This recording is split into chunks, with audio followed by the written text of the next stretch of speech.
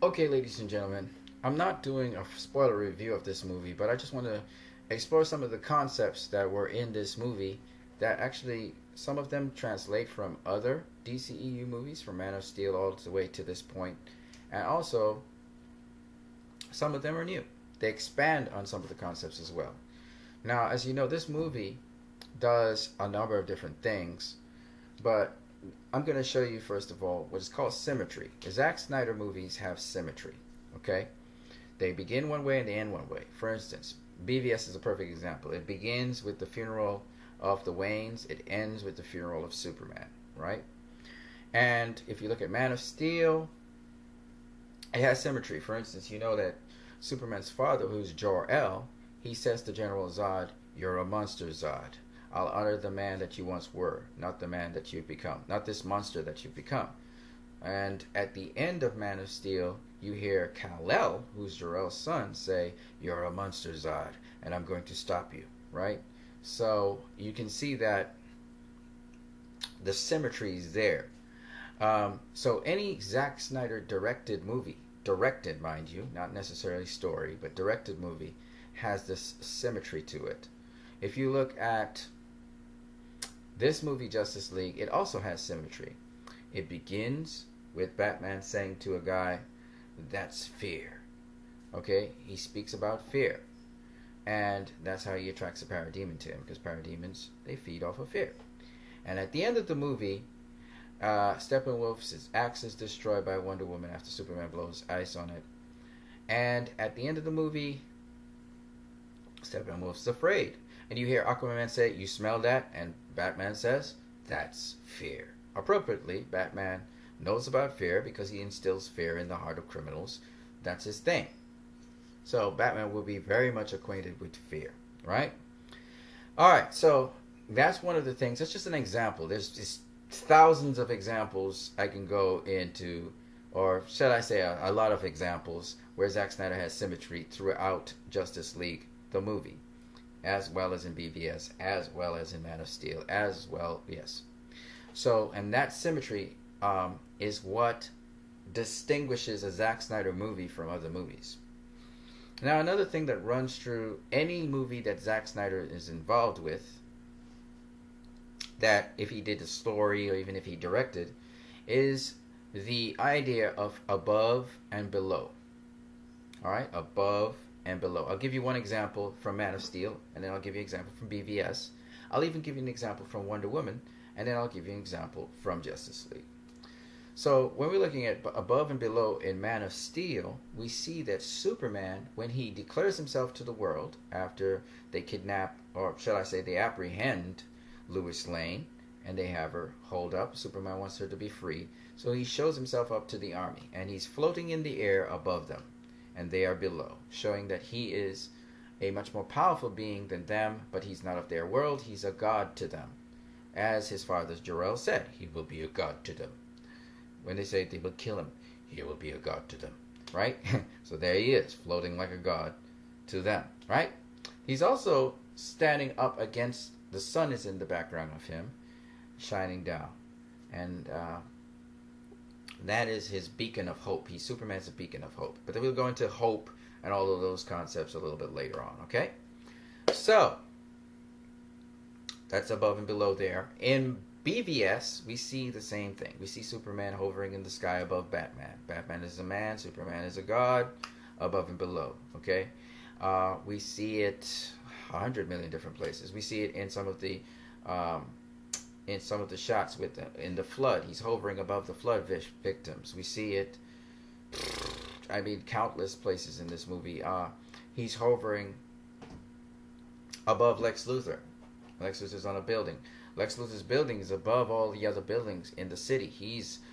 Lex Luthor thinks of himself as a god. He's a superior man to other men, and so he's above everyone else. Below, okay, fine. Batman comes from below. Batman comes from hell. You see the young Bruce Wayne falling down this well, and that's because his parents died. He falls into gloom and hopelessness. You can see the well is dark, and he looks. The bats give him hope, and so he's levitating up into the light. It's a metaphor for him getting hope. This light is the enlightenment that the bats give him of a way how to prevent such things from happening again. And it's through the tool of fear. Okay, so Batman knows fear very well. All right. And then in Wonder Woman, again, we see the above and below. We see the gods in Mount Olympus, and they stand above mankind who is below. Okay, above and below. We see mankind living on land, but the Amazonians coming out of the sea. Out of the sea. And they come from below mankind. They're there to serve mankind. And yet, when we next see the Amazonians, they're on horses above mankind, fighting them in a rebellion. They're above. So they can flip the script. They can have transitions between above and below. Batman transitions from below when he's about to kill Superman. Below, the concept of below in BVS can be also ethical. So you can have you can be low, meaning low ethically, or small on the ethics, but you can be high ethically. So when we look at Batman v Superman, we see that Batman has Superman under his feet. Batman is above Superman in terms of power and dominance. But Superman ethically and morally is above Batman and able to stop him from killing him because he speaks about helping another person. So there's all of these things going on. Then we have, yes, I said, well, I already spoke that example in one of them. Then we have the concept of fear and courage. Like we said, in Justice League, we see the concept of fear, but we also see the concept of courage. And this fear concept is seen in BVS very much, where Batman, it's basically epitomized very well in Batman, when Batman says to Superman, after Superman inhales the kryptonite gas, "That's fear. You're not brave. Men are brave." And this is one of the times, many times, that Batman has sort of brought a god to his knees. And because the god doesn't have his superpowers anymore, it's kind of weird to him. And so Batman is saying that men are brave. But then Batman comes back later on in Justice League, and he talks about humanity, that Superman's more human than he is, because Batman's from below. Remember, Batman at his heart is not a very nice person. Though he's inspired by Superman, he does not see himself capable of leading the Justice League because of his attributes. But just to go into a little bit more detail, and just use a small example, you can go ahead and look for other examples of these concepts I'm talking about. Fear and courage. With fear and courage in the Justice League, we see that Steppenwolf, he lives off of fear and instilling fear into others, whereas Superman inspires other people to have courage, and then that's why the Justice League overcomes Steppenwolf in the end. Steppenwolf being consumed by his own fear, the parademons attacking him, destroying him, well, not destroying him, they go up through a boom tube. We don't really know what happens to Steppenwolf. But we see he's get consumed by fear, whereas, and literally he's consumed by fear because the parademons feed off of him. It's crazy. But you see Superman inspiring people to have courage, and so all of these other members of the Justice League, including Batman, have courage. Okay?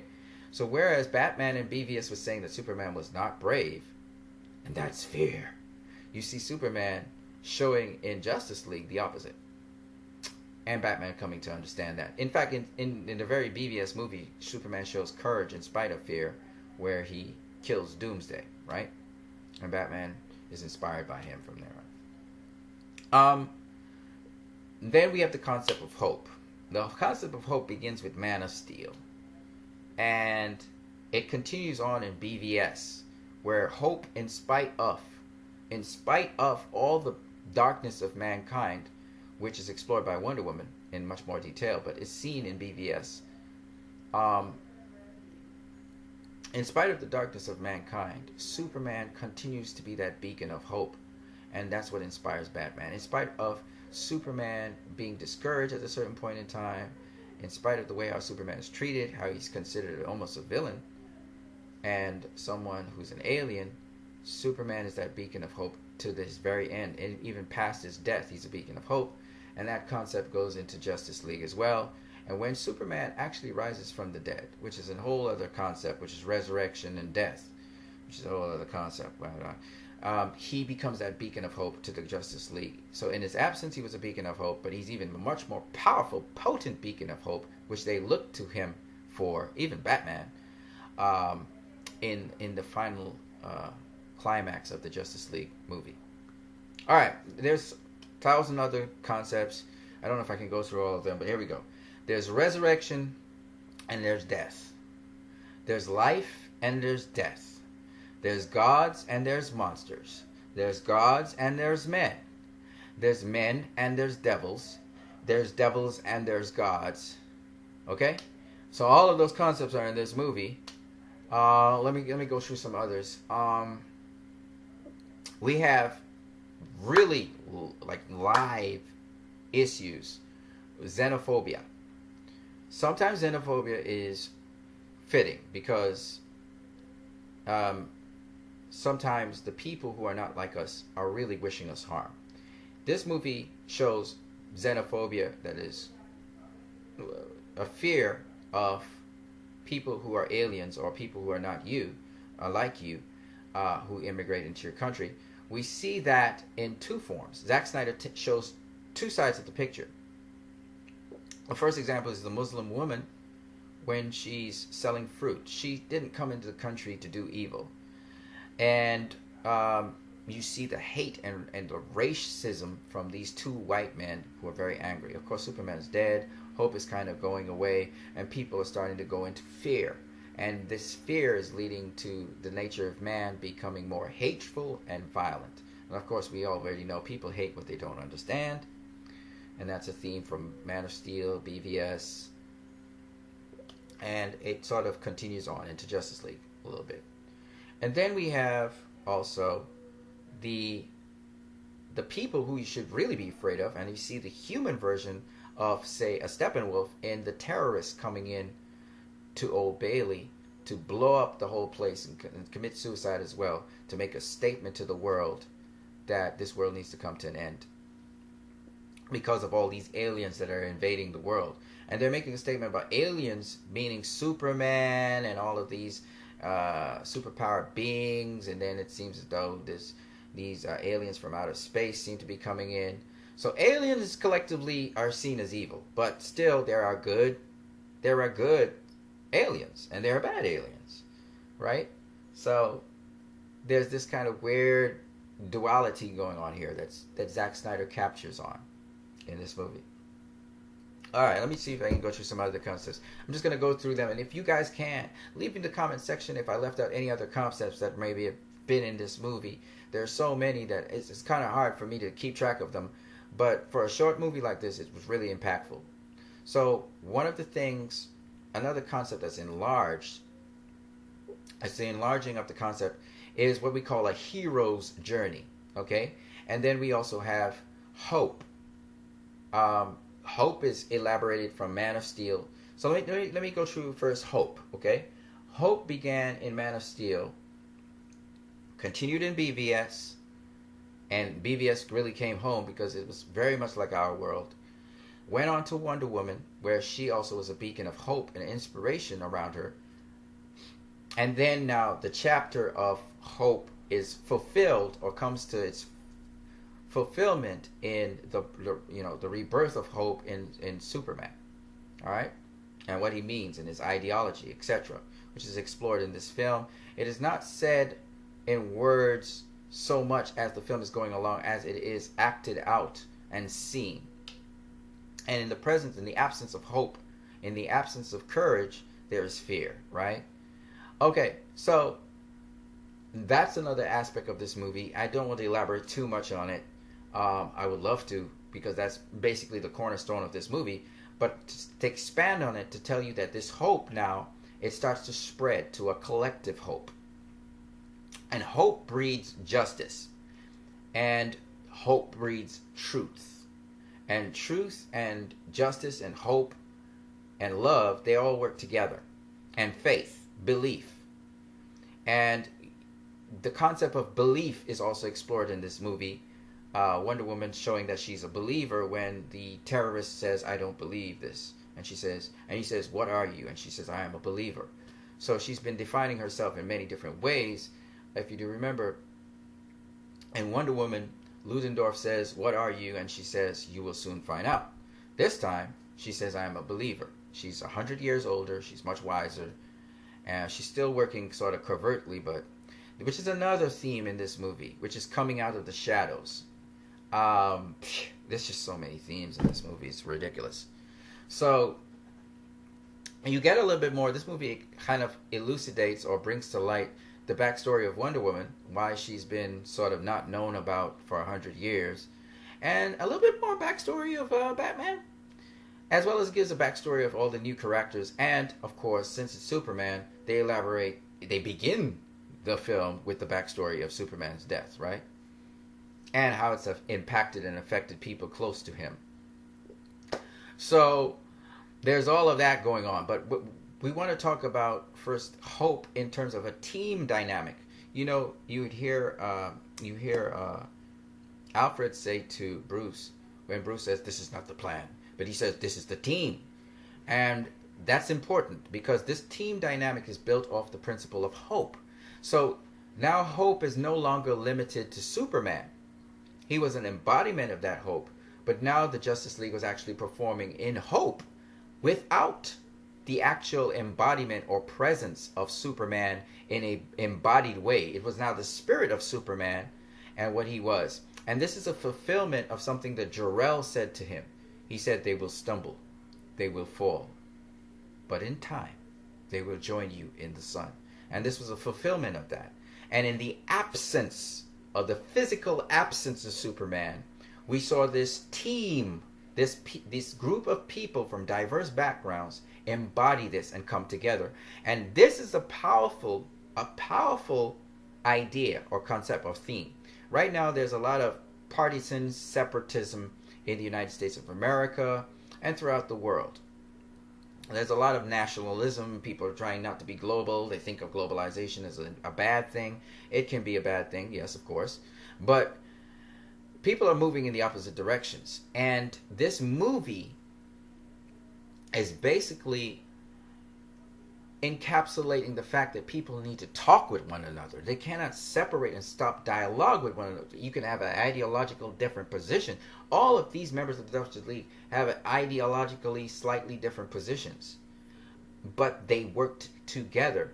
And there's so much to say and unpack with this movie that it's kind of tough for me to just, without going into specifics, it can take me hours. So that's why I want to go into the spoiler discussion with you guys, okay, on this movie, because it's so deep.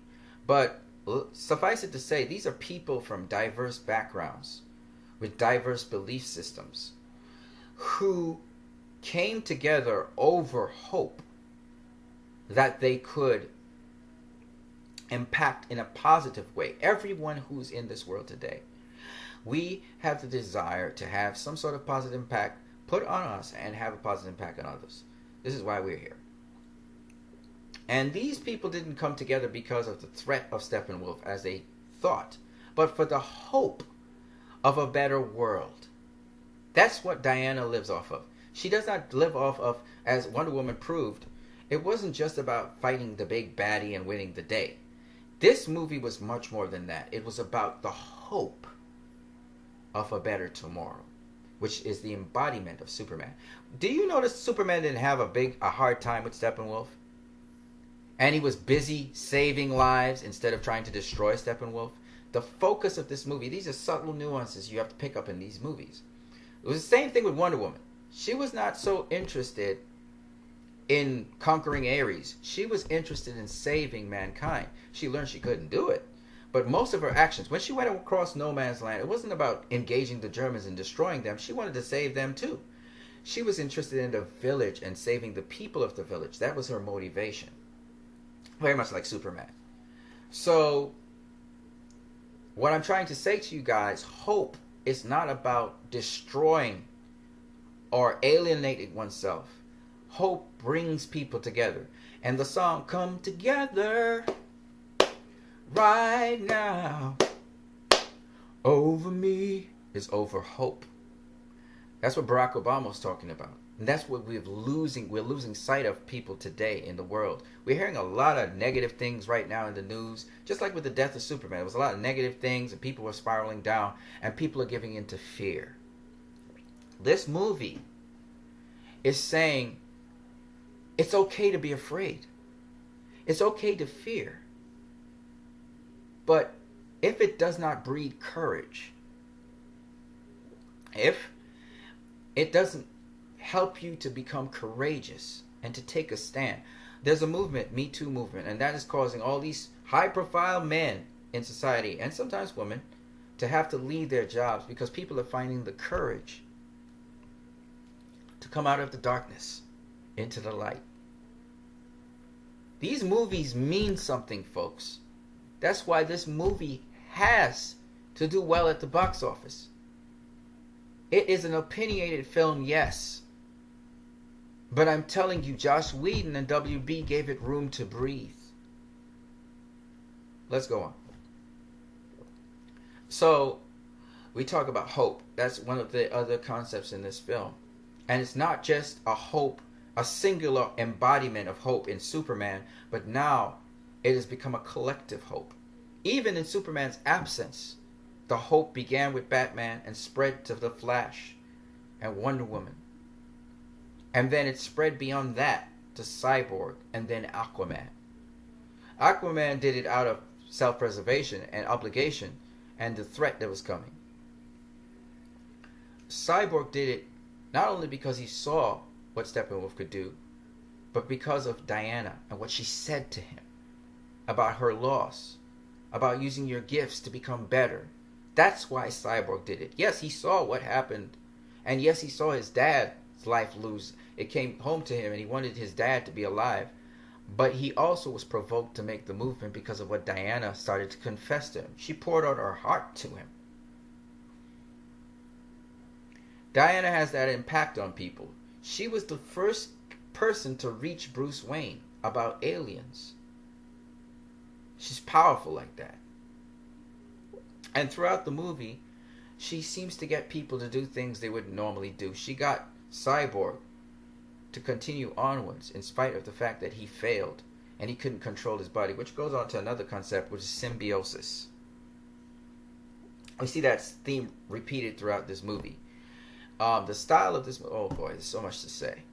Symbiosis, let's just go with that. So symbiosis, first let's go on an individual level. Cyborg, he was revived by a mother box, so there's another spirit in him besides the spirit he has, which actually works sort of independently to him, but yet it depends on him, and he depends on it to exist, which is why his defense mechanism kicked in, and he couldn't control it, and he hears about this different language in his head. There's another entity that's actually existing in Cyborg. This is what makes him afraid. Fear, being the other, again, theme, makes him afraid that he would become an agent that is destructive, the alien invasion. He's afraid he is that. Confesses that to his father. And so there's symbiosis within Cyborg. He actually has another entity operating in him that he really doesn't have that much control over. That's why he keeps on modifying all the time. And he's amazed by it, these extra powers he has, but he's also afraid of what could happen, what could be the consequences of that. Because of the Mother Box technology, he does not want his father to share the Mother Box and use it inside of the Kryptonian ship to do anything, even though his father knew how it could be used to help people heal and stuff like that. The other symbiotic person, strange as it sounds and has implications for the future, is Superman. He, being revived by the Mother Box, also got some of the spirit inside of the Mother Box. Now, for those of you who don't know, there's an additional scene where Steppenwolf's mother, Hegion, is actually, her spirit is actually in one of the Mother Boxes, or maybe in all three. So just imagine a part of Hegion might be inside of Superman and also Cyborg. I'm just saying. But in addition to that, there's a spirit inside of Superman other than that could be manipulated by, say, Darkseid's forces or whatever, because they've been revived. So just think about that. That's symbiosis. So Cyborg and Superman share a symbiotic relationship with the Mother Boxes. So Superman should be able to open and close the Mother Box as well. Alright, and now there's also the extended symbiotic relationship between the members of the Justice League. We see that Wonder Woman, she mentors Cyborg. Batman, he has mentors the Flash. Okay? Aquaman is kind of mentored by the father figure, which would be Batman, and the mother figure, which is Diana. And it's funnily seen. It's a very funny bit where he's sitting on the lasso of truth, talking about Batman and Wonder Woman and so on. They're just sitting down, and Batman kind of hints to him that he's sitting on something, and he throws the lasso back to Wonder Woman after he's confessed his guts out. And she's like, that was beautiful. She does not really reprimand him. She just kind of says that it was beautiful what you said. It's a kind of catharsis for you. It's a kind of catharsis. You know, you let yourself out. Of course, he then threatens the Flash. It's pretty funny.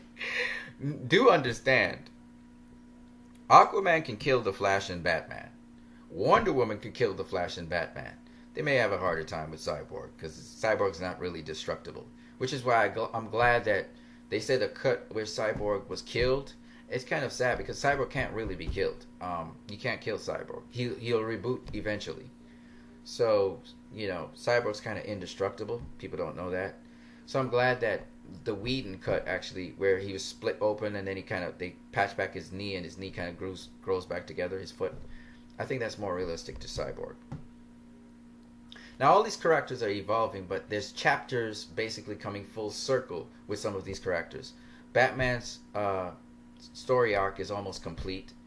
Superman's story arc is almost complete.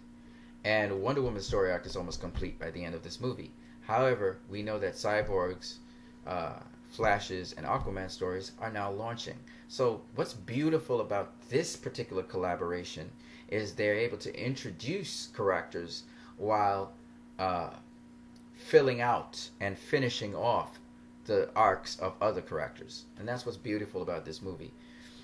So, oh my God, there's so much to say still in terms of concepts. So what I talked about hope. I talked about symbiosis. So in symbiosis, therefore, Cyborg kind of feeds off his mother, which is Diana, whereas the Flash feeds off his father, which is Batman, and Aquaman feeds off of both of them. They both mentor him. And then Superman is an inspiration to everybody, and everybody feeds off of Superman when he comes back. You see them actually talking to Kal-El, and they're all looking for approval from him. You see even Cyborg, when he's splitting the mother box, he says, Superman! And he looks up very hopeful. So when Superman comes to life, there's another... the hopefulness also affects light and dark, literally, in this film. The film is dark when at certain points in the film. When Superman comes to life, you actually see the film get brighter in that it's evening. And it's afternoon when he comes down by the Kent farm with Lois Lane.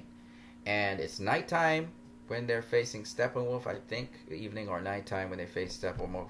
When Superman lands on the scene and starts taking on Steppenwolf, I think it's evening time. So it's just interesting when you look at the movie how light and dark plays into hope, okay?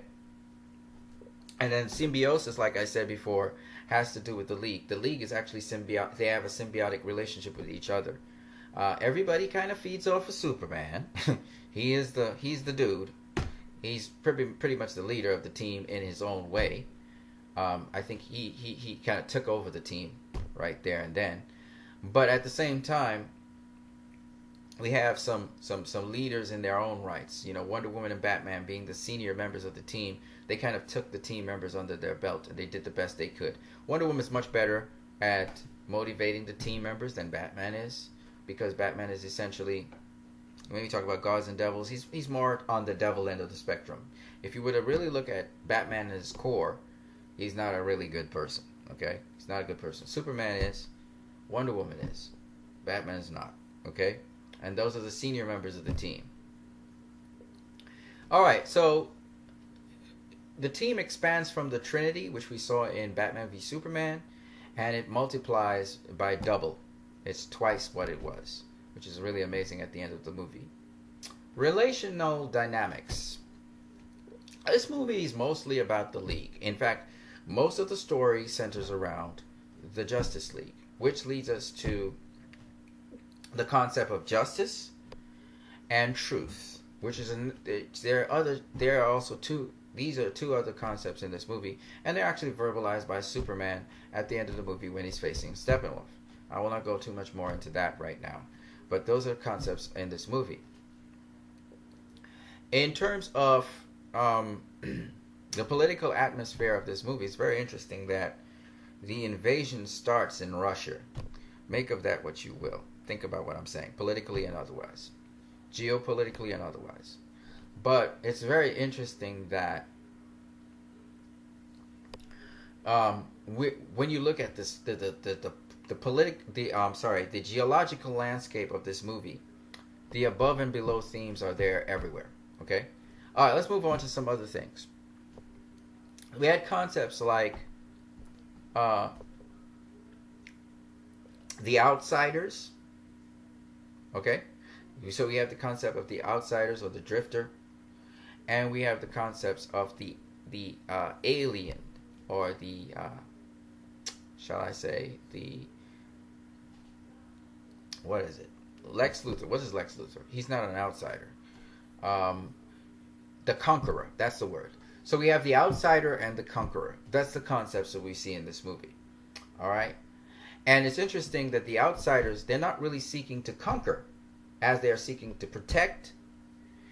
And it's the irony, because you would think the natives, the people who actually are native to the place, they would be protecting. But the outsiders, and another interesting thing is the outsiders protected outsiders themselves.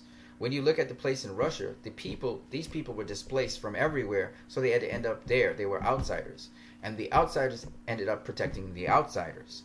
So the Justice League is made up of outsiders. They're not really accepted by humans. They're not really accepted by their kind. Like Aquaman's not really accepted by Atlanteans. He's not really accepted by humans. He doesn't feel that way. The Flash, he can't be accepted by humans because he just can't relate with humans. He's just too quick. And he operates in time totally different. His attachment to humans is through his father.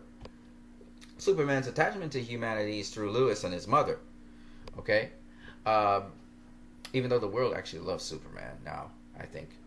But we don't know yet. So that's up in the air still. Cyborg is an outsider because he's physically just this creature. He looks like a creature now. He looks like a thing, a monster. So he's kind of hidden away from the world by his father. But his father's really truly, that's, I don't want to go into the monster concept, but his father's really truly the monster. But that's a whole other story for another day. Diana's not from the world of men. She's came into the world of men, but she's kind of secluded and pulled herself back after responsibility. So she's an outsider as well. Batman obviously is an outsider. He doesn't feel he's as human. He doesn't even feel his humanity anymore. He's kind of like a machine, and he himself's like a monster. He himself's like a demon from below. Because the way how he thinks of humanity is the worst of them. Even though he's gotten hopeful, he can't help that automatic feeling of the worst of humanity, which is kind of sad. But I noticed his humanity by letting the burglar escape. For the first time in any of his stories, I noticed that he actually let the criminal get away. Did you notice that? And he mostly let the criminal talk about his humanity, the aliens versus us, I thought it was interesting. So that's just something worth commenting on. So yeah, there's a lot more concepts that I would like to go into, but I can't. And I go into specifics another time. But, the symmetry, all the other concepts I just mentioned, and I probably lost track of how many concepts I was doing, so you guys can go ahead and check that out. And there's others like the evolution of the personalities and the characters as the movie moves along, how people change their positions in the movie. Even the villain in the movie has some dimension in that he kind of changes his position on things as he goes through the movie. You remember he started off with all this power and might, trying to exert his might down on the earth. They resisted, so he started to become more slick and shrewd and tried to approach mankind in a much more deceptive way and just attain his objectives. And then from there, he got a little bit more crippled, and he tried to basically mentally get into the minds of mankind. When that didn't work, and he was stripped down, he succumbed to the very thing that he was trying to do to mankind, which was impose fear on them. And so he was consumed by fear himself, right? So even the villain of this story had an evolution. He was almost de-evolving. He was like going back into the primordial soup, shall we say. So I thought that was very interesting as well. So like I said, this movie seems to have a lot of dimension to it. And I just don't know why people didn't get that. Of course, the psychology of the characters is very much like a Zack Snyder film, and I love the psychology of the characters.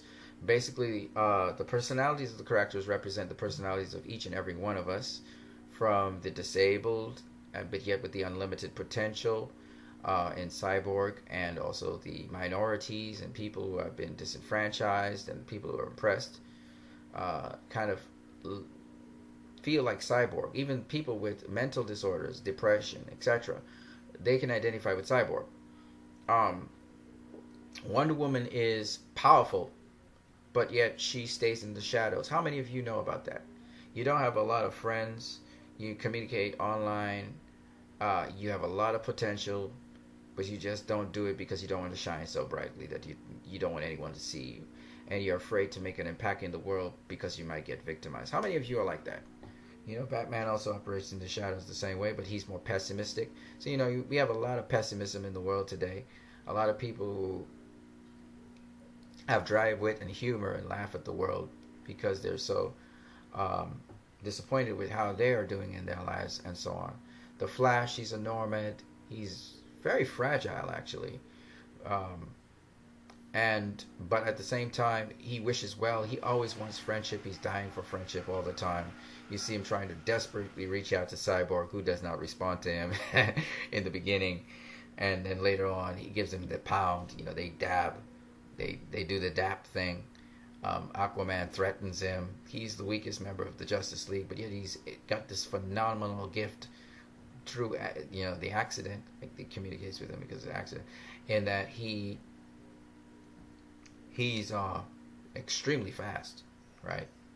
Even though he meets his match with Superman, and he's really shocked by that.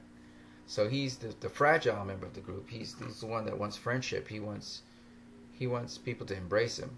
Okay, and Ezra Miller's kind of like that. Ezra Miller likes to give people hugs, and because he's actually in his personal life been victimized for, you know, being the way he is. Whether it's his sexuality or whether it's just his mannerisms, how he conducts himself. And he's such an amazing actor. So he knows what it is to be an outsider. It's interesting. Ben Affleck can identify, I guess, in some ways with his character as well as Batman. Even though we don't really see that side of Ben Affleck, you know. And then we have Aquaman, Jason Momoa. And, you know, the fun part about Jason Momoa is just the freestyling nature of him. You know, his love of life and his freestyling nature. And you feel that in Aquaman. And so the personalities do have something to do with it. Henry Cavill's still reserved, but just the rebirth. Did I talk about death and rebirth? There's a difference between death and resurrection and death and rebirth. So Cyborg was reborn, and Kal-El was reborn. All right? These are two. And Rebirth, of course, is a comic book series.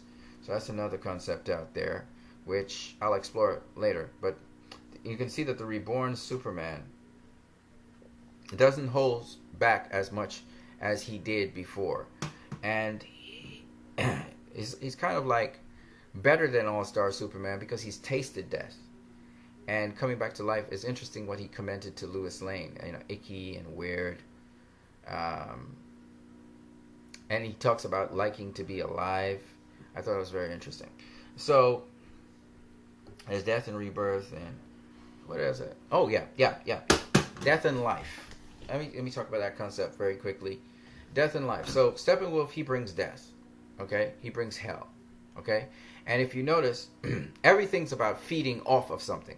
So, if the world was apocalypse, not only would people not be zombies and enslaved, but they would also feed off of other things. They're always feeding off of something. And the concept of the triunity versus the trinity is also a very interesting concept. Triunity is where one thing is manifested in different forms, whereas the trinity is three separate things operating as one. Okay?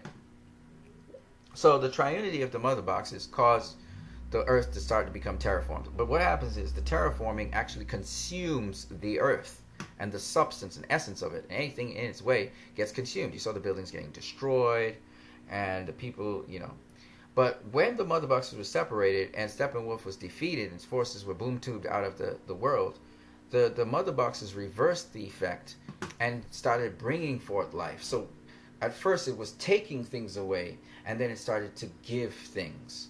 It started to reverse the effect, and we saw life. So life versus death concept, which is a very interesting one. And we see this throughout the movie as well, where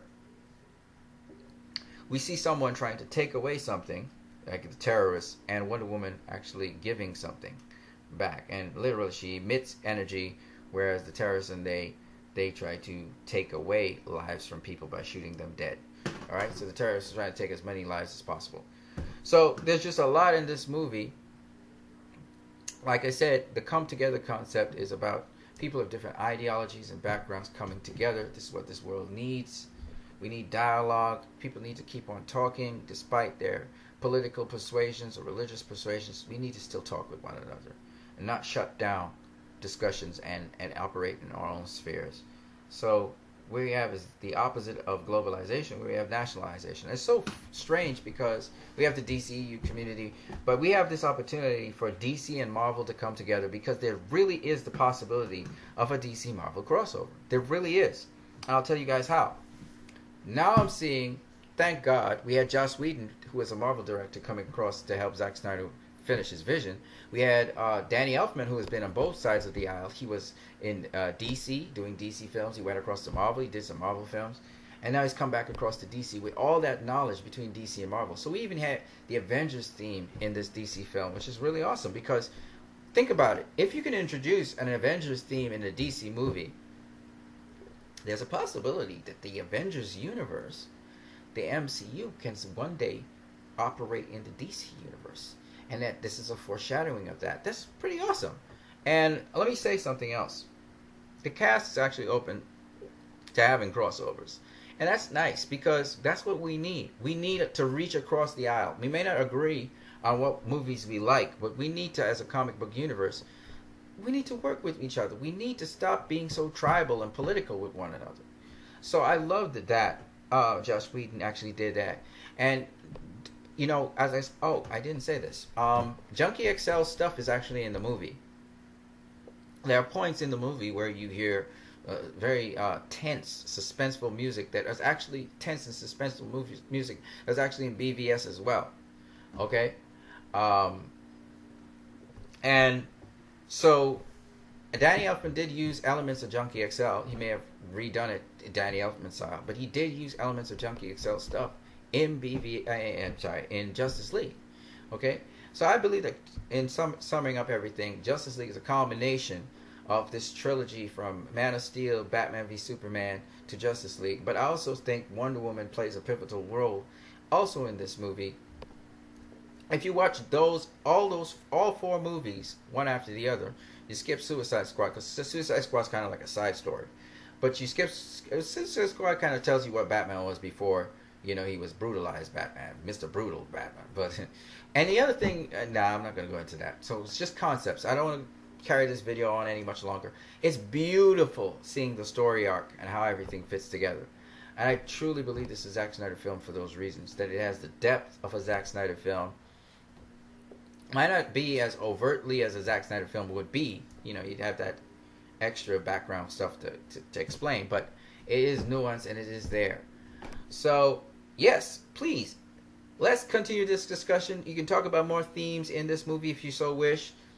There's so much more to say on this movie, and I'll leave it for the spoiler discussion. But I will be doing some more spoiler stuff, some more spoilery stuff as the week goes along.